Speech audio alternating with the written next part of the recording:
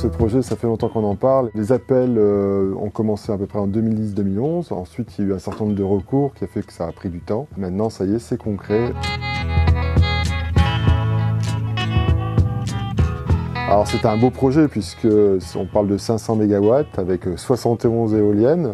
Au total, bon, c'est l'équivalent à peu près de 60% de la consommation de la Seine-Maritime, ou dit autrement 770 000 habitants. Donc c'est une nouvelle énergie qui va être installée en Normandie dans le cadre de la transition écologique, puisque là nous allons avoir un parc éolien offshore, le premier de la Normandie, qui devrait normalement être suivi d'un certain nombre. C'est un parc bien sûr où il y a plusieurs acteurs qui sont dedans, c'est un consortium, donc on connaît bien sûr Bouygues qui va faire les fondations qui sont énormes. Derrière vous avez les moteurs, ce qu'on appelle les nacelles et aussi les pales, donc c'est Siemens qui va les construire. Ça va mobiliser à peu près pendant la construction 1400 personnes, donc c'est assez considérable. C'est un projet de 2 milliards d'euros avec des potentiels pour les entreprises normandes assez intéressants.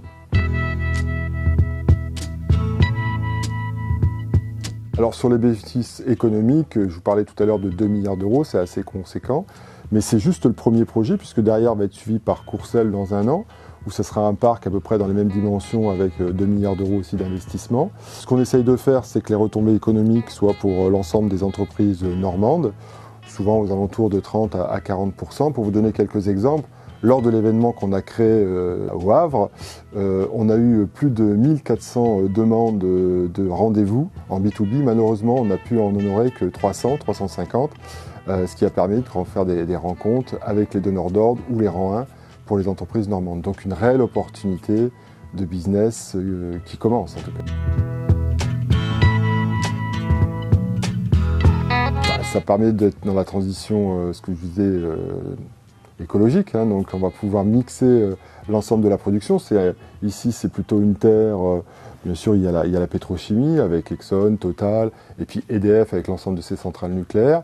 Là derrière on va pouvoir lancer donc de nouveaux moyens de production qui va participer au mix de la transition énergétique.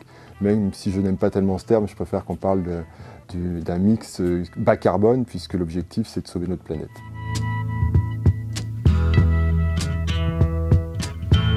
Là, on lance une filière, c'est le deuxième parc français, puisqu'il y en a eu un à Saint-Nazaire. Il va être suivi d'un deuxième à Courcelles dont je vous parlais. Derrière, il y aura aussi un parc d'un concurrent, mais bien aimé, qui s'appelle Engie. Et puis, il y aura un 4e appel d'offres, où là, on sera sur des installations plutôt de 1000 MW, puisque là, ce sont des installations de 500 MW avec des éoliennes qui font à peu près la moitié de la tour Eiffel, hein, puisqu'elles font 175 mètres, donc c'est assez considérable. Mais derrière, on va lancer des machines de plus en plus puissantes, qui vont être de plus en plus performantes. Donc on est vraiment sur l'ère d'une nouvelle filière, et donc c'était important de pouvoir le lancer.